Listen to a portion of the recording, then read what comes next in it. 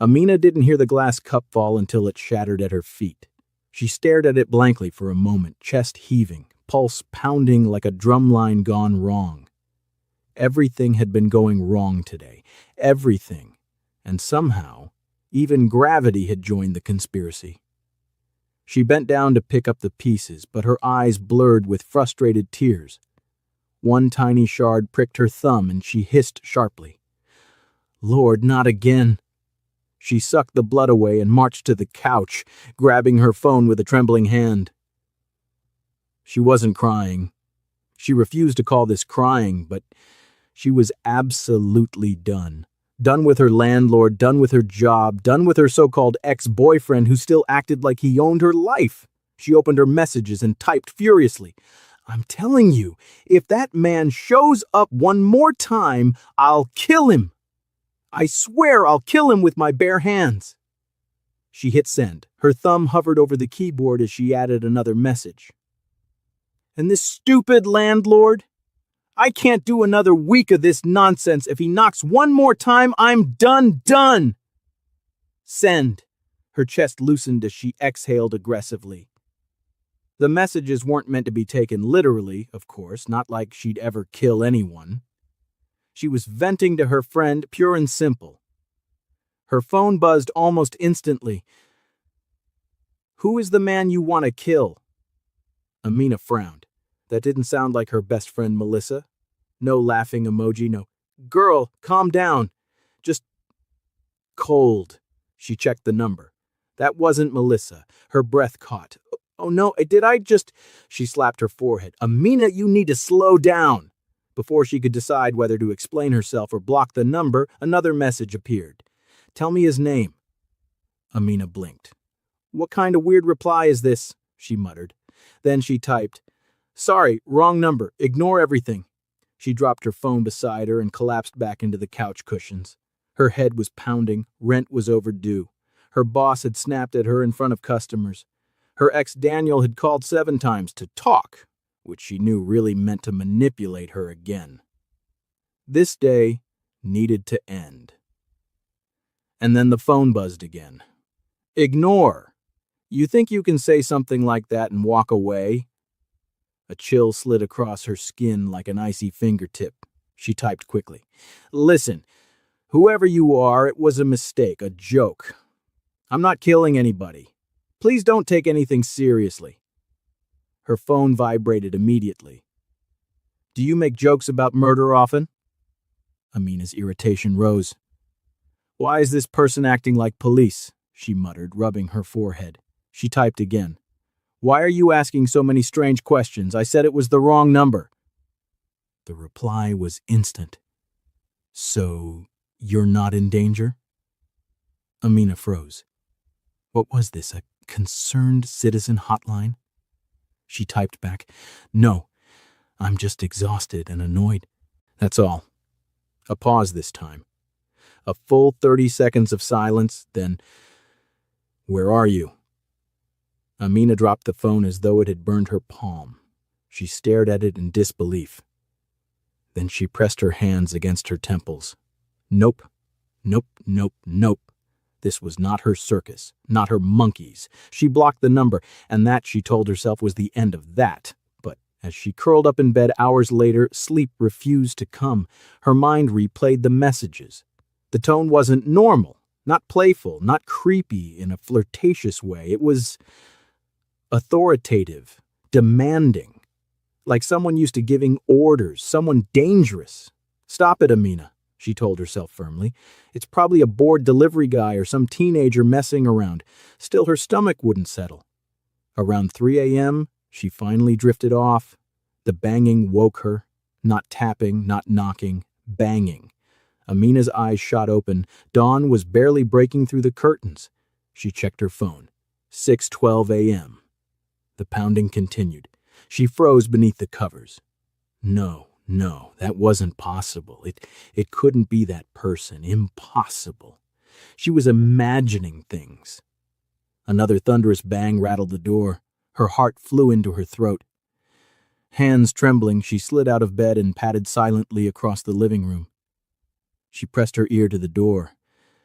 Nothing. Silence. Then a calm, deep voice spoke.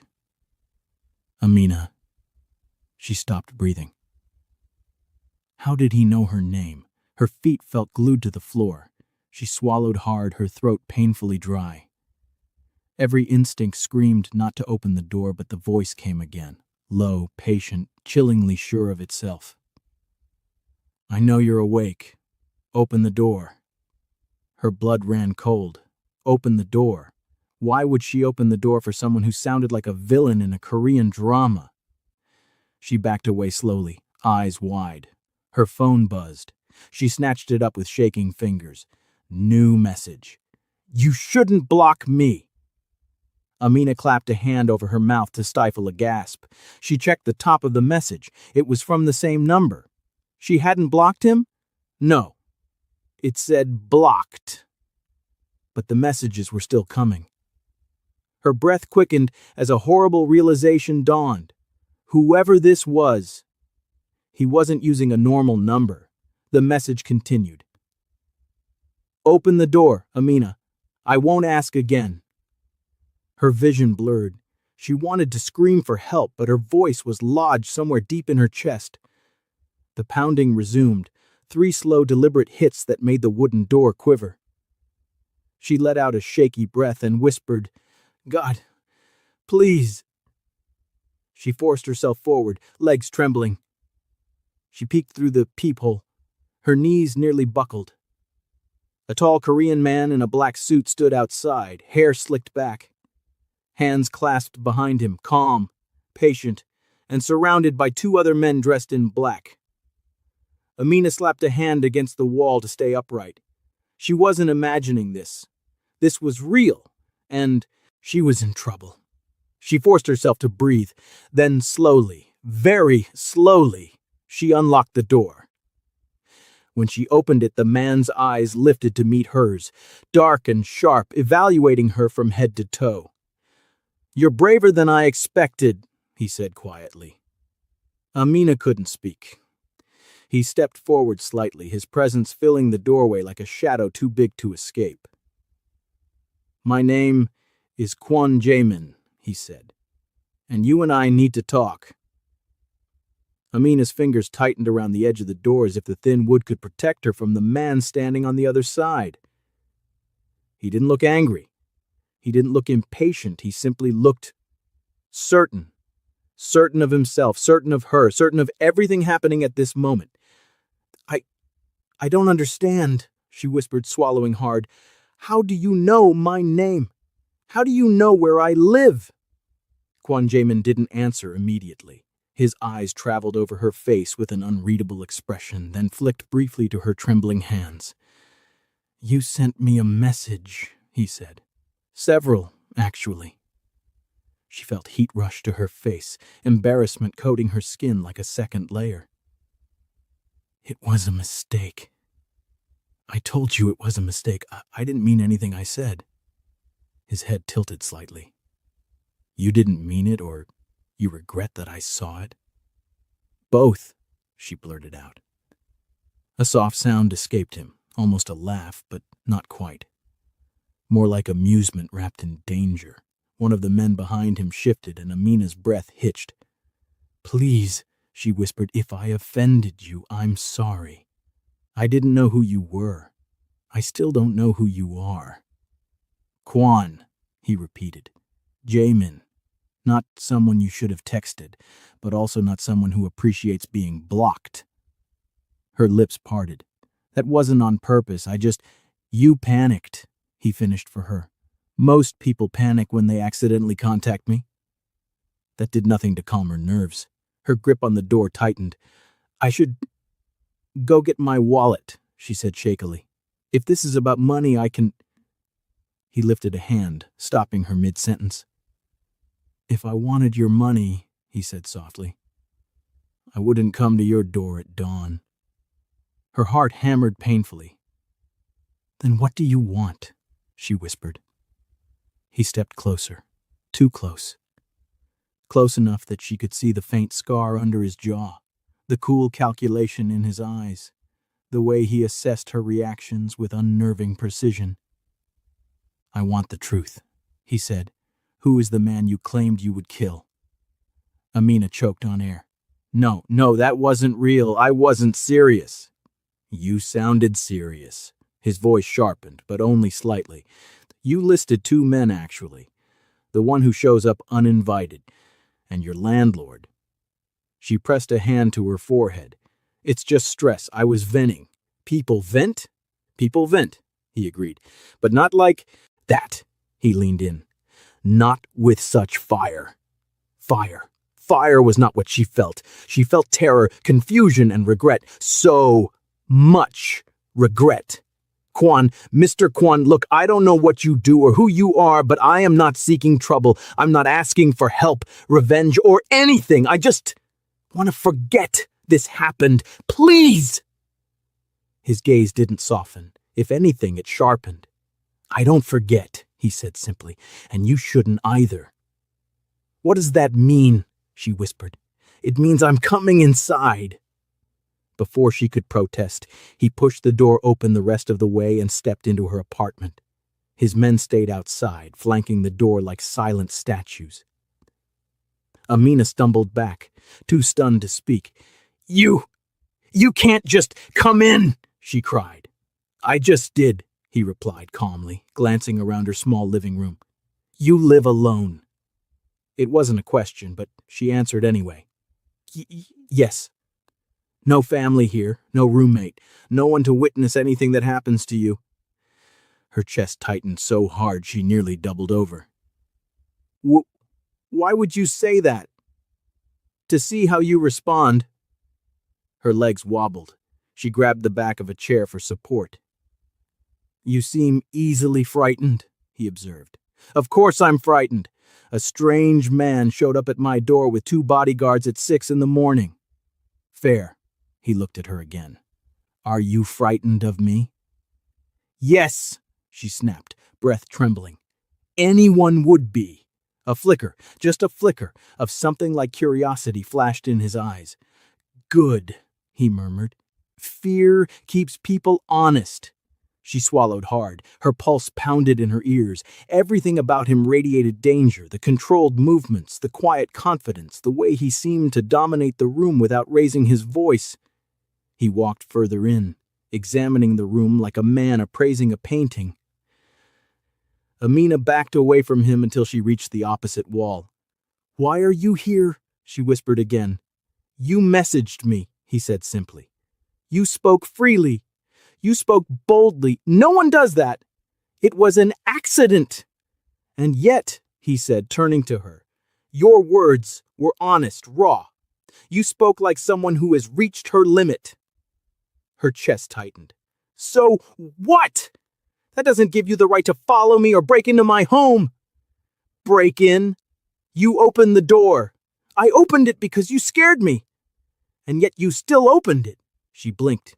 You think that makes me brave? Or stupid? His lips twitched faintly. Both. She pressed a hand over her face. I can't deal with this. Please, just leave. I have work soon. I don't want trouble. You already have trouble, he replied softly. You live in a place that's unsafe. Your landlord harasses you. Your ex won't leave you alone. Your job underpays you. And last night, his gaze lowered. You fell apart. Her breath stopped. Were you watching me? No, he said, but I recognized the sound of exhaustion. She stared at him, unsure whether to scream or faint. Why do you care? She asked shakily. Kwan stepped closer again, until there was barely a meter between them. Because people don't speak to me the way you did, he said, and I want to know why. It was a mistake, she whispered again. His voice dropped even lower. Then make another mistake. She flinched. What? Tell me about him, the man you feel such anger toward. Amina shook her head violently. No, I'm not telling you anything. Then I'll find out myself. Her eyes widened. No, wait. You can't just go around investigating people in my life. I can, he said simply. And I will. Panic flared through her. What do you want from me? He considered her for a long moment. Breakfast. Amina blinked. What? He sat down on her couch as though he had been invited. I've been awake all night. If you want me to leave peacefully, make me breakfast. She stared at him, mouth hanging open. You can't be serious. I am. She looked at him. He looked back, unblinking. This is ridiculous, she muttered. And yet, here we are, he replied. Her shoulders sagged in defeat. She shuffled to the kitchen, muttering prayers under her breath. As she cracked eggs into a pan, her phone buzzed with a new notification from her YouTube channel app. Amina exhaled shakily, glancing at the camera icon on her phone screen. If I survive this, she whispered to herself, I'm telling this story on my channel. They better subscribe. She glanced over her shoulder at Kwan, who sat calmly, watching her with unreadable eyes. Amina tried to steady her breathing as she stirred the eggs. Her hands trembled so badly the spatula clattered against the pan. She prayed the loud clang didn't reveal how terrified she was. She wanted to run. She wanted to scream. She wanted to throw the pan out the window and pretend none of this was real. But Kwan sat in her living room like he owned the building, elbows on his knees watching her every move. She could feel his gaze drilling into her back. I don't cook for strangers, she said softly, forcing the words out. This is the first and last time. Good, he replied. I don't enjoy being cooked for by strangers. She paused. So what does that make me? We're becoming acquaintances. Frying oil hissed loudly, masking the small, distressed sound that escaped her throat. Acquaintances don't show up at each other's houses at dawn with bodyguards. Then think of me as something else. She hesitated. Something like what? Something you shouldn't provoke. Her hand froze on the stove. The air thickened, heavy and suffocating. She forced herself to breathe again and resumed cooking. In 5 minutes, she placed a simple plate of eggs and toast on the small table in front of him. Kwan picked up the fork with deliberate calm, took a bite, and then nodded once. This is good. Glad you approve, she muttered, rolling her eyes before she realized who she was rolling them at. Her heart stuttered. She snapped her gaze away, waiting for the men outside to storm in and drag her to the afterlife. But instead of reacting with irritation or anger, Kwan's lips curved, just barely. You have spirit, he said. She threw her hands up in disbelief. I'm not trying to have spirit. I'm trying to stay alive. That too. He continued eating while she hovered near the wall like a trapped bird. When he finished, he set the fork down neatly and leaned back on the couch. Sit! The command hit her like a slap. I prefer to stand. I prefer that you sit. Her stomach sank. She approached cautiously and sat at the very edge of the chair farthest from him. He watched her with quiet amusement. Amina. She stiffened. What? You're safe. She huffed. Says the man who broke into my morning like an action movie villain. I'm not a villain. You're not a hero either. He chuckled, an actual chuckle, and the sound vibrated through her like a warning bell and a warm breeze at the same time. He folded his hands. Tell me about your ex. She jerked back. No. Tell me about your landlord. No. You told me you were done with both of them. That was me venting, normal human venting. Normal people vent to friends, he said, not to me. She rubbed her face with both hands. I didn't know who you were. He leaned forward. You know now. Silence descended. Thick, heavy, charged. Amina swallowed, the knot building in her throat. Look, I know you have power. I can feel it. I don't want trouble with you or anyone around you. If I offended you, You didn't offend me. His voice cut clean through her rambling. You interested me. She blinked. Interested how? He studied her, eyes slow and symbolic as they moved. You speak without fear, he said, but your eyes show fear. It's contradictory. That's because I don't know whether you're here to protect me, kill me, or adopt me. A quiet, startled laugh broke from him. For the first time, he seemed genuinely thrown off. Then he leaned back, shaking his head once. You're unique, he murmured. She crossed her arms. Okay, and what are you? A problem solver. Well, I don't need solving. That's not what I said. She stared at him. He stared back, unwavering. A minute passed. Maybe two. The tension tightened until even the air felt shaky. Finally, he spoke. You should get ready for work. She blinked rapidly. You're leaving? For now. 2 words, and yet they felt like a promise and a threat. Amina stood up carefully, afraid to move too quickly. Okay. Well, thank you for, not killing me. He rose too, adjusting the cuffs of his suit jacket with elegant precision. Killing you was never an option. That didn't seem obvious. He approached her, stopping far too close. She pressed her back against the wall, breath shallow. He lifted a hand, slowly, and brushed a stray curl from her forehead. I don't touch what I plan to destroy. Her lungs tripped. Then he stepped back, heading toward the door. His bodyguards straightened instantly. Before he left, he turned his head slightly. Amina. Yes, she whispered. He spoke without looking at her. This isn't finished. The door closed, and the apartment suddenly felt too quiet, too empty, too normal, like reality wasn't sure which version of itself it belonged to. Amina slid down the wall, burying her face in her hands. What the hell just happened? She stayed there for a full minute, forcing air back into her lungs. Then she scrambled to her feet, sprinting to the window. She peeked out just in time to see Kwan stepping into a sleek black car that looked more expensive than her yearly salary. The door shut. The car pulled away. Amina exhaled shakily. Well, she sighed, pressing her forehead to the window. At least that's over. It wasn't. The trouble started before noon. She walked into her workplace, an uptown cafe still rattled but trying to appear normal. Her manager, Minji, stormed toward her before she could clock in. Amina, my office, now. Oh, great, she thought. Perfect timing. She followed her manager inside, bracing herself for another scolding about customer tone or speed. Instead, Minji closed the door gently and turned to her with a nervous smile.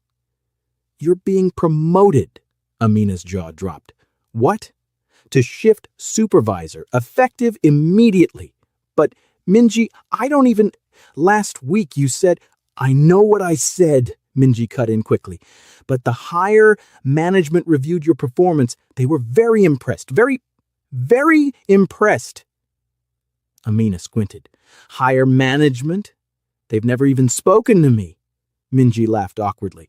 Well, they changed their minds. Anyway, congrats! Something was off. Something was running laps around off. Amina stepped out of the office, her mind whirling. Promotion out of nowhere. Her phone buzzed. Unknown number. You're welcome. Her heart nearly stopped. This wasn't happening. She hurried to the back hallway and typed furiously. What did you do? He responded within seconds. I solved problems. You had several. Her throat closed. She typed again. Stop interfering in my life.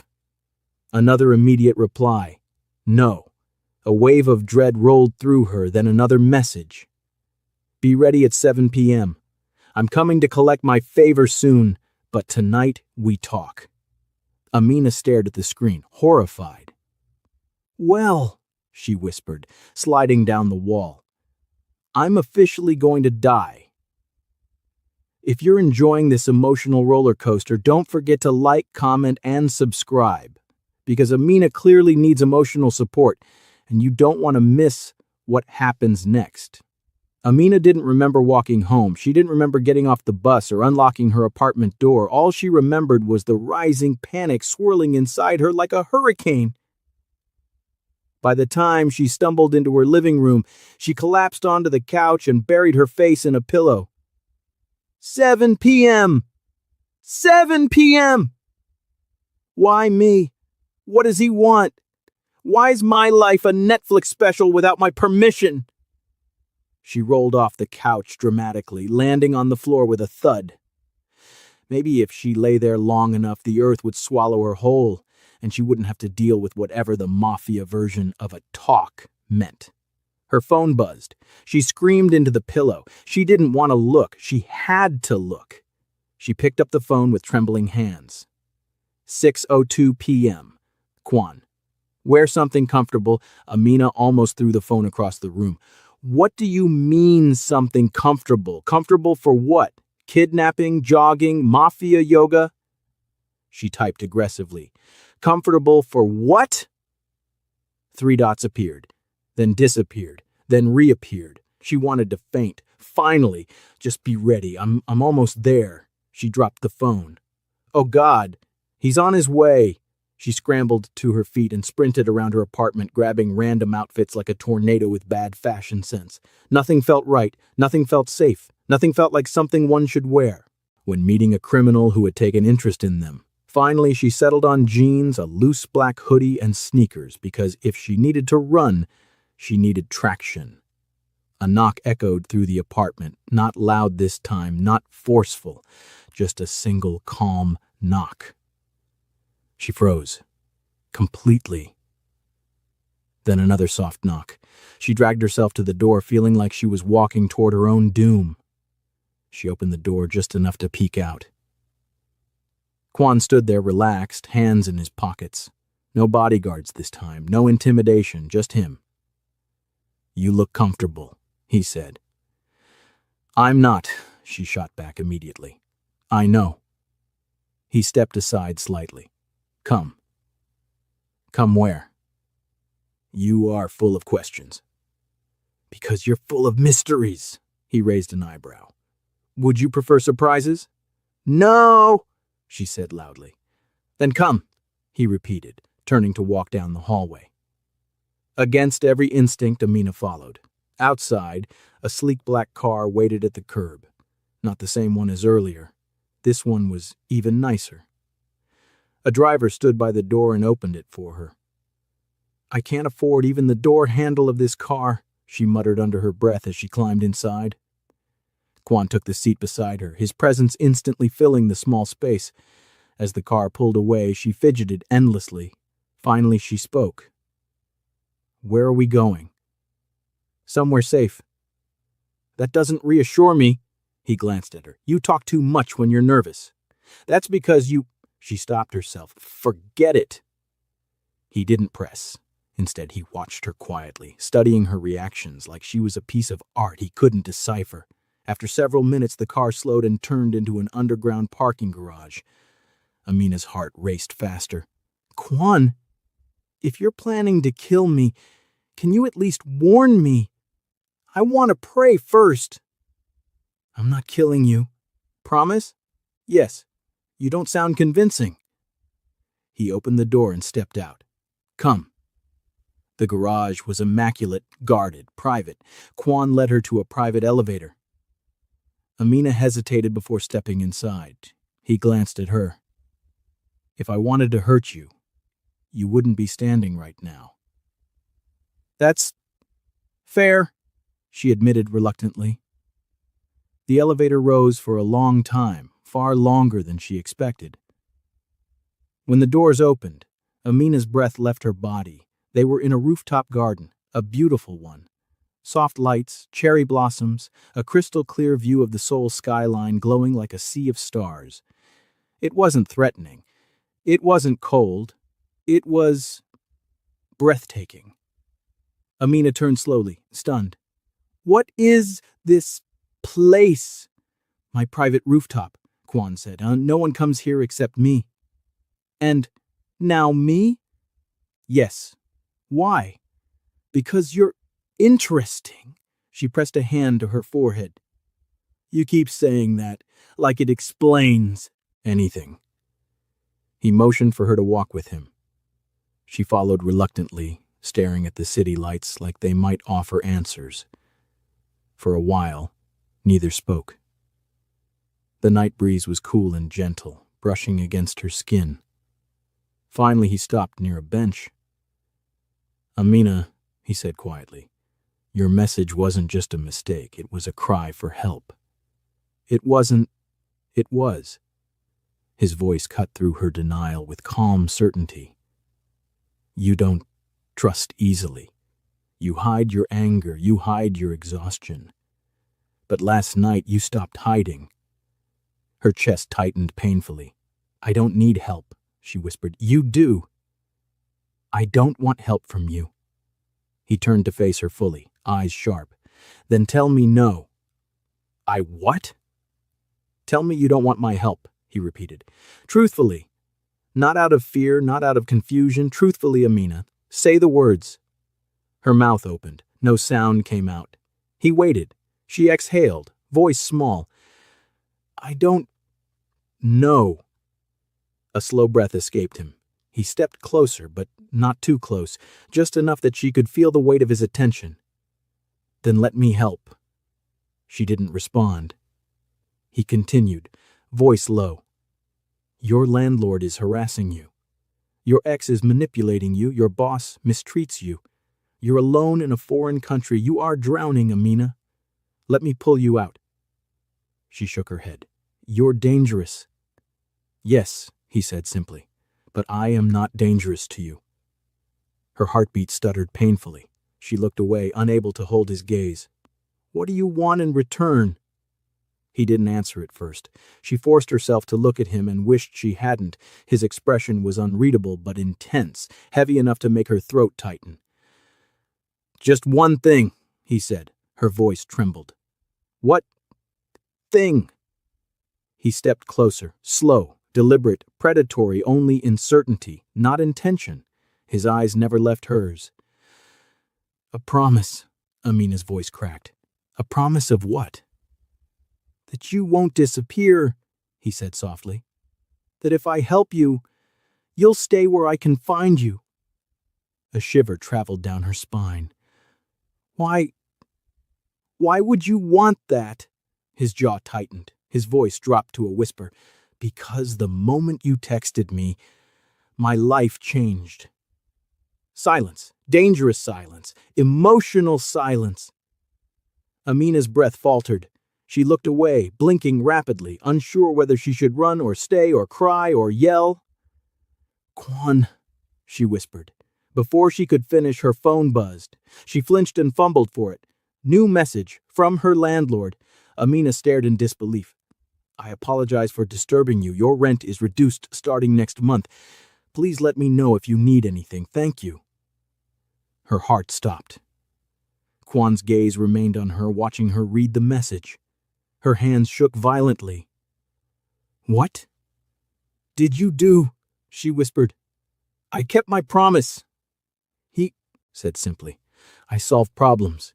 Tears pricked her eyes. Fear, relief, shock, confusion, all of it tangled into a knot so tight she couldn't untangle it. Quan, this is too much. I don't know how to handle this. I don't know what you want from me. He stepped closer again, and this time he gently lifted her chin so she would meet his gaze. I told you, he said, voice barely above a whisper. I want your promise, and in return, you get my protection. She exhaled shakily. This feels like a trap. It isn't. Then why does it feel like I'm standing on the edge of something dangerous? Because you are. She swallowed hard. And if I say no? He lowered his hand slowly, expression unreadable. Then I walk away, and your problems return the moment I do. Her throat tightened. That's not fair. Life isn't fair, he said softly. But I am giving you a choice. One that no one else has ever given you. Her breath quivered. He extended his hand. Amina, choose. She stared at his hand, at his eyes, at the city lights behind him, at the life that was falling apart, at the life he was offering. Fear and warmth and warning and comfort swirled together until her vision blurred. Amina slowly, very slowly lifted her hand. Quan, she whispered, voice trembling. If I give you my promise, what happens next? He didn't smile. He didn't blink. He simply said, You'll find out soon. Very soon. Her fingers touched his, and the moment they did, everything inside her shifted. She didn't know it yet, but her life would never, ever be the same again. Amina didn't sleep that night. She lay in her bed staring at the ceiling, replaying Quan's words over and over again. A promise, protection, change. A life she never asked for, tied to a man she barely knew, yet felt dangerously drawn to. She didn't understand him. She didn't understand her own reaction to him. All she knew was that nothing in her life had prepared her for someone like Quan Jaemin. By sunrise, she still hadn't made a decision. But fate, as always, didn't wait for her. Her doorbell rang at 7:12 a.m. Amina scrambled out of bed, threw on a robe, and tiptoed to the door. When she opened it, Quan stood there. But this time, he wasn't alone. An elderly Korean woman, graceful and sharp-eyed, stood beside him. They both bowed slightly. Amina, Quan said, may we come in? She hesitated, then stepped aside. The woman entered first, glancing around the apartment with a gentle but assessing gaze. Quan followed. Amina crossed her arms. Okay, what's going on? This is my grandmother, Quan said. Her name is Young Hai-sun. Amina blinked. His grandmother? The woman smiled warmly. I've heard much about you, child. Amina's stomach sank. All bad, I assume. On the contrary. The grandmother stepped closer, eyes full of quiet wisdom.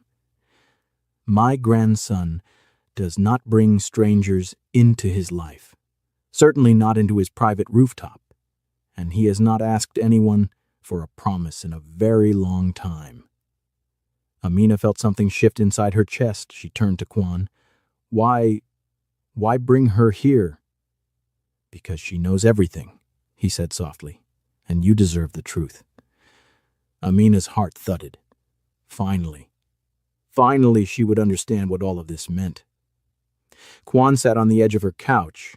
His grandmother sat beside him, folding her hands neatly. Amina remained standing, too nervous to sit. Quan, she whispered, tell me what's really happening. He took a slow breath. Amina, my interest in you didn't begin the moment you texted me. She stiffened. What? He met her eyes, steady, calm, honest. I saw you 2 weeks before that. Amina froze. Saw me where? At the cafe where you work.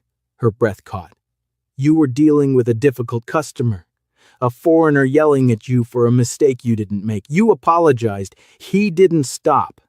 Instead of breaking down, you stood straighter. You didn't insult him. You didn't raise your voice. You didn't cry. You simply defended yourself with dignity.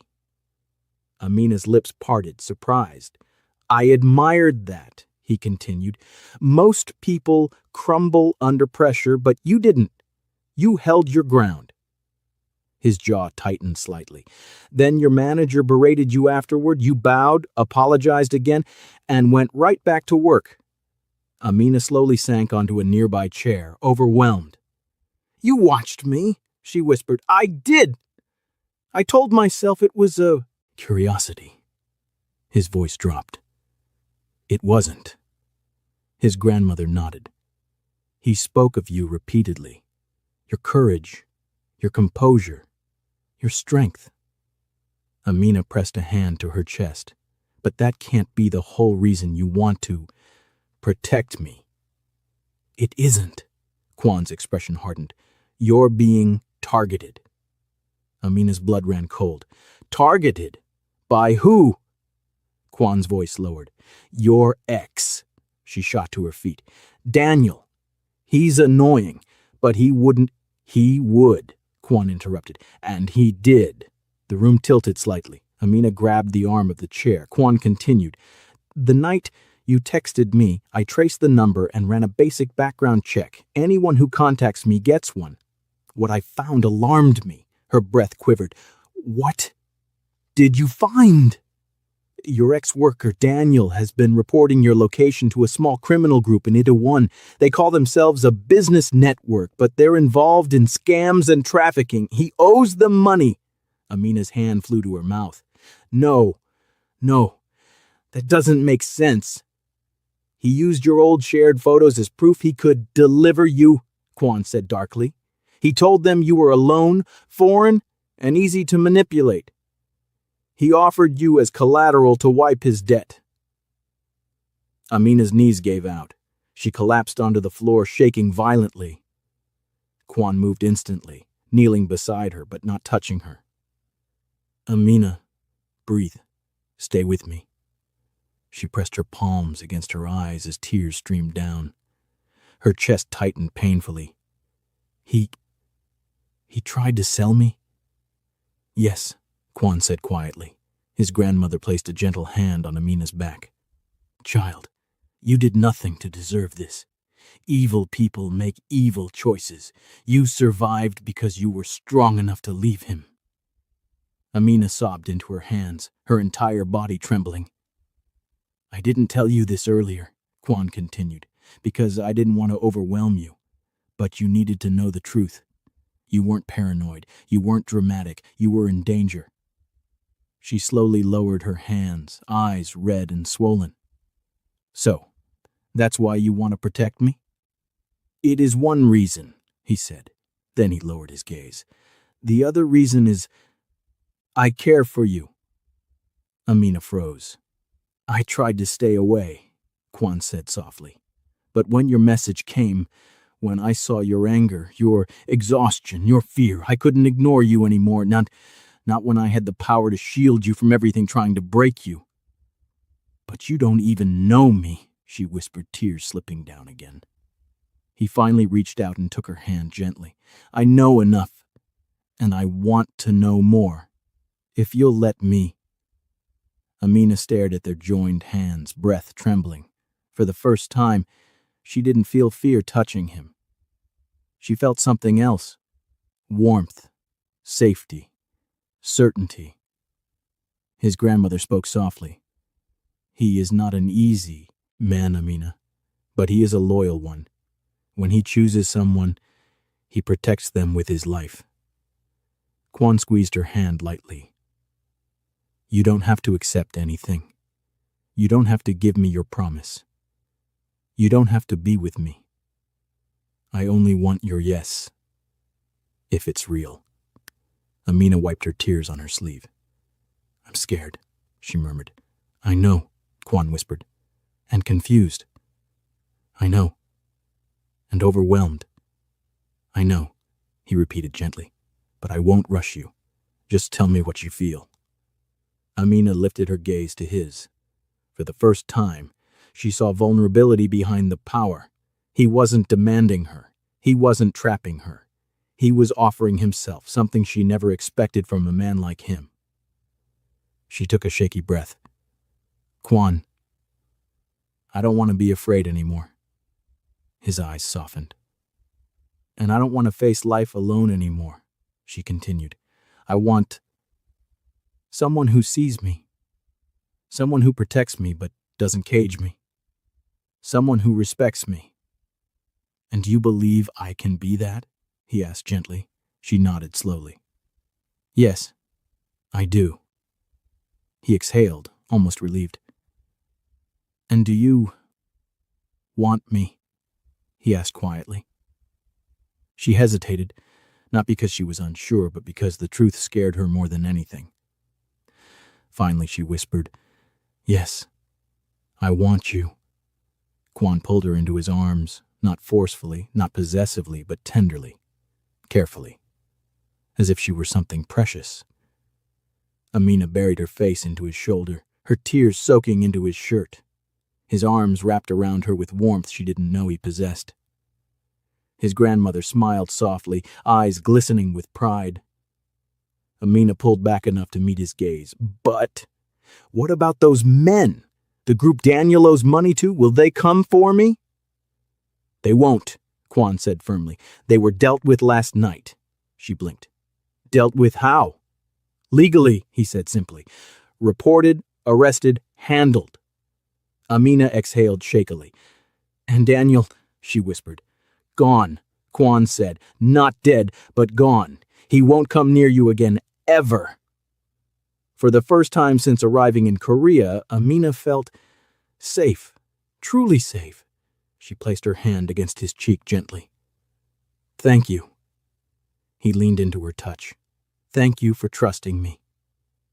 His grandmother stood and straightened her coat. I will leave you two alone now.